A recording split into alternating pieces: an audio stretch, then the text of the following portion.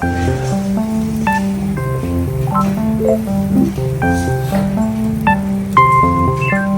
ako, grabe.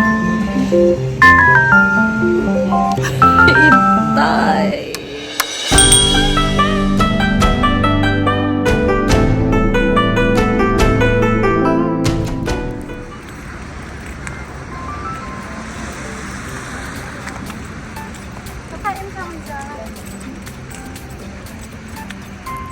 Hello, minasan! Welcome back to Japan Diaries with Hazel Yukoso. Today, ayan, magmumukbang tayo guys. At may nadaanan kaming kakaibang restaurant. Matagal ko na talaga siyang gustong puntahan. At this time, talagang pinuntahan na namin. So, magmumukbang tayo at alamin natin kung anong meron sa restaurant na to.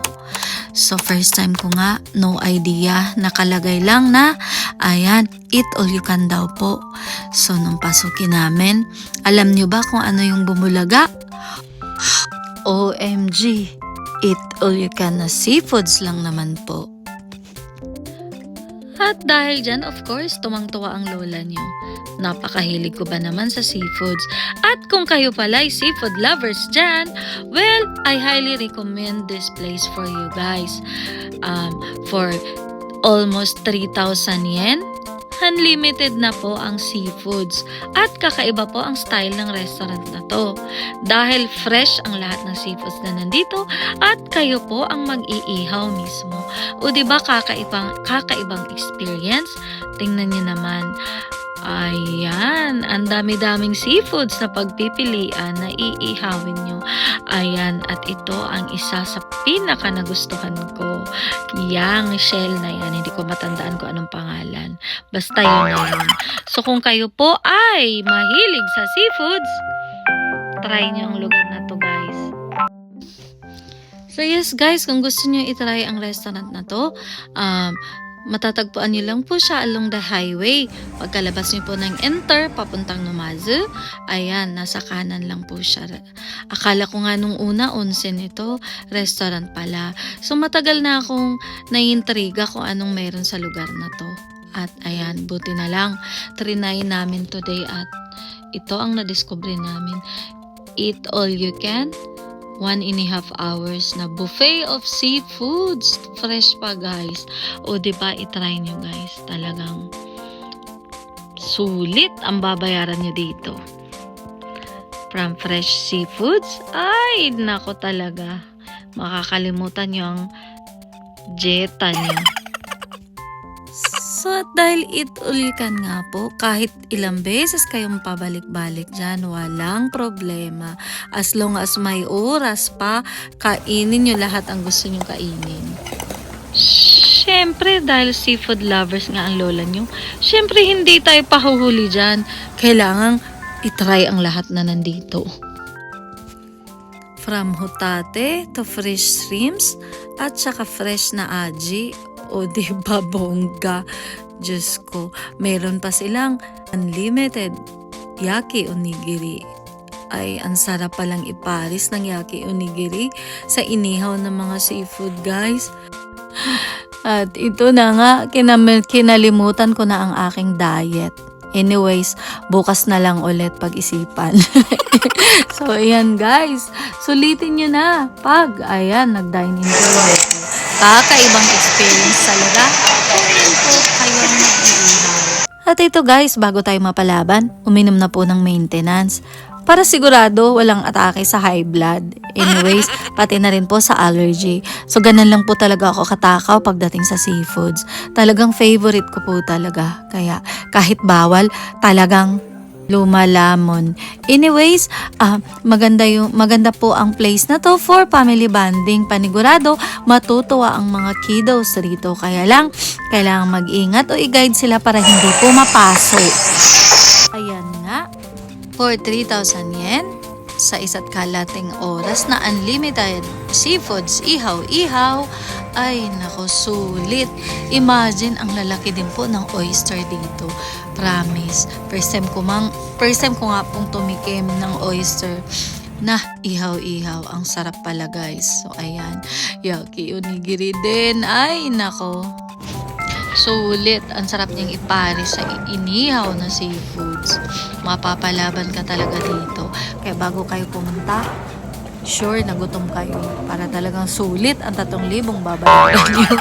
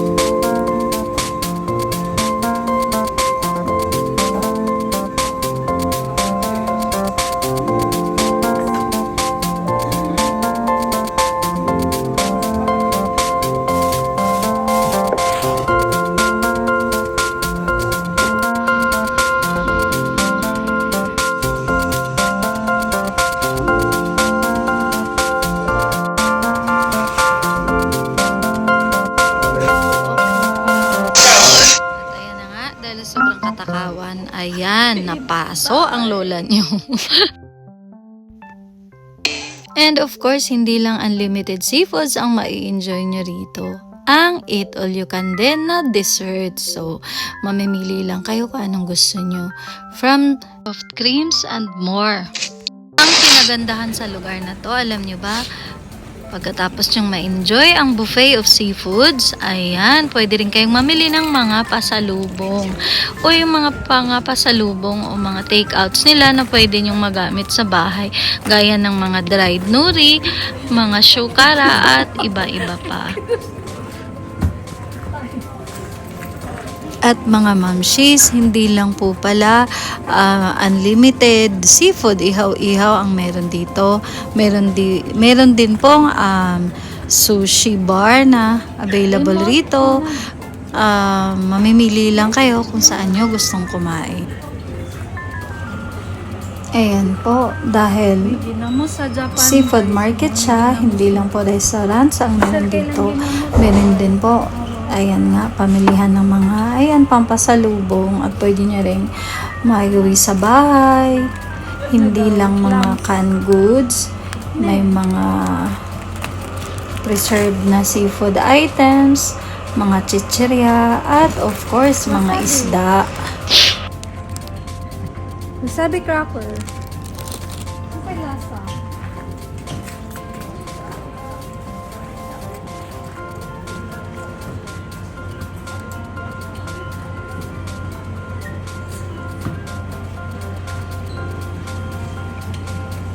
Seaweeds. Ne? Masarap ba yan? Nori.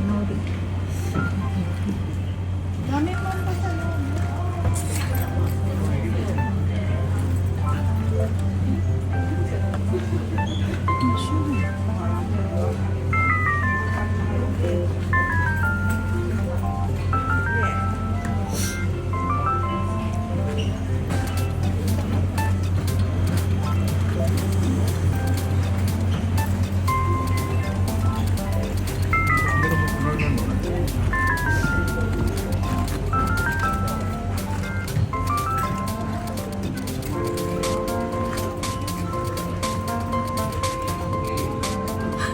Sabay.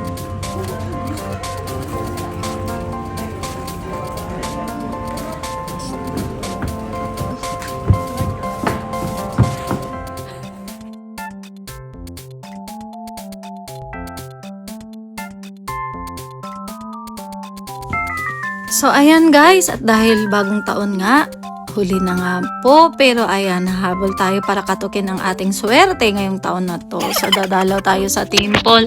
Andito po ako sa Bushari Park.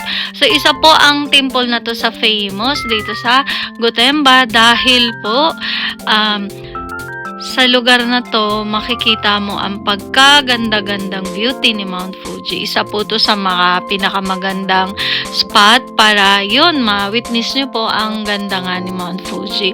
Kaya lang hindi na po ako umakyat dun sa dulo kasi sobrang lamig po guys. Pero, pag kayo po ay subscribers o bago pa sa channel ko, i-browse nyo po ang mga videos na mayroon ako at finiture ko po ang lugar na to. At kung kayo naman po ay mapasyal dito sa Gotemba, ayan, malapit lang po to from the outlet. So, pwede nyong, ayan, isali sa itinerary nyo ang Gotemba Bushari Park at talagang, ayan, masasabi nyo ang ganda ng lugar. So, highly recommended ko po tong lugar na to. Napasyalan nyo for, ayan, magandang backdrop for your, ayan, selfies and videos na rin po. Isa sa tradisyon ng mga Hapon kapag bagong taon ay dumalaw sa mga temple na ganito guys. So, ayan, para katukin nga ang ating swerte. Ayan, dumalaw na rin po ako. So, it's my second time po na dito kumuha ng umikoji sa bagong taon. Mostly, kung hindi po sa Asakusa, doon po ako sa Mishima Ginger kumukuha ng umikoji taon-taon. So, tingnan natin kung anong mabubunot natin.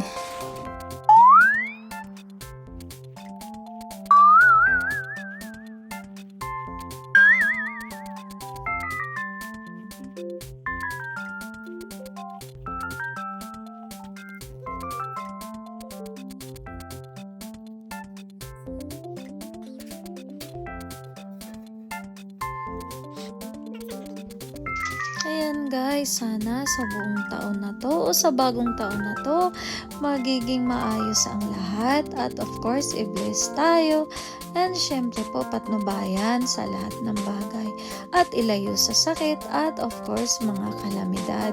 So, ayan, God bless everyone. And of course, kung kayo po pala ay bago pa sa channel ko, don't forget to click the subscribe button below and notification bell para updated po kayo sa lahat ng videos na i-upload ko. And of course, don't forget to like, share, and comment guys. Sana nagustuhan niyo po ang video ko today at see you guys on my next video. God bless everyone!